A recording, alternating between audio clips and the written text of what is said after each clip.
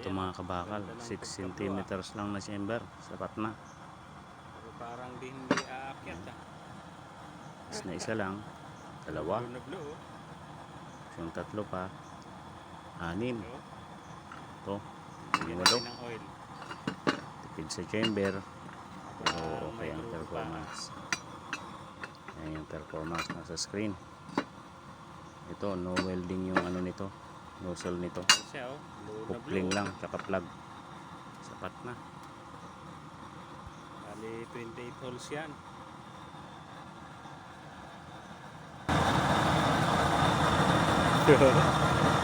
Blue na blue din oh. Okay din.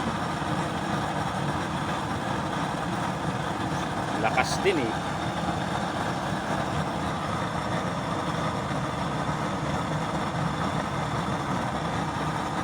Lakasan natin yung blower. Ayos din, nag-blue din oh. Ayan, nakatodo na yung blower natin eh. Masyadong malakas. Tatangay yung apoy eh. Tatangay nung hangin eh. Ayan oh. Okay nga lang, ganyan oh. Eh kung pang personal use lang naman, okay na ito. Para simpleng-simple lang gawin. Wala nang welding yung nozzle. Ayan o. Umusok. Pero pag napatak na ang oil yan, wala na yung usok. Try natin salangan. So ito, salangan natin. Okay din o. Blue na blue. Ayos lahat ng isalpak ah. Okay din oh.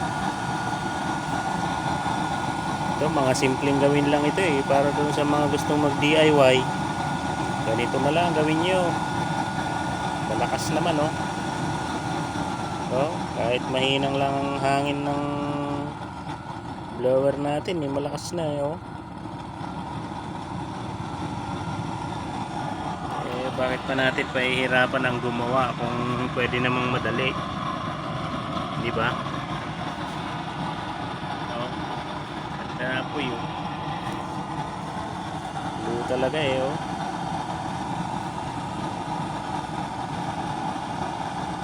Blue flame. Pwede mo namang palakasan eh oh. Blue flame pa rin eh. Eh kung pahinaan. Pwede nga rin pahinaan eh. Oh. Hina na yan oh. Bro. Blue flame pa rin naman oh. Kahit nakapahina. 28 holes, coupling at plug 1/2. Ayos pa rin oh. Ayan, napahina na siya oh. Gawin na lang nating simple ang paggawa kung sa mga gusto mag DIY. Kahit ganito lang oh, yung framing, napakadali lang nitong gawin. Ano lang, kapirasong ano, angle bar, dalawang putol. Ito 17 inches plus 7, 24 inches lang ito. Tapos ito 1 inch din di uno, 12 inch, 12 inches di uno, 12 inches din 1/2, 6 cm yung chamber na di 4. Ito ang plate tig ano yan, tig 4 inches, 12 inches din oh. Okay na. Tapos yung T, tapos yung nipple na 3/4, tapos isang coupling na 3/4, solve na. Ayan oh, ang ganda ng pahina niya oh.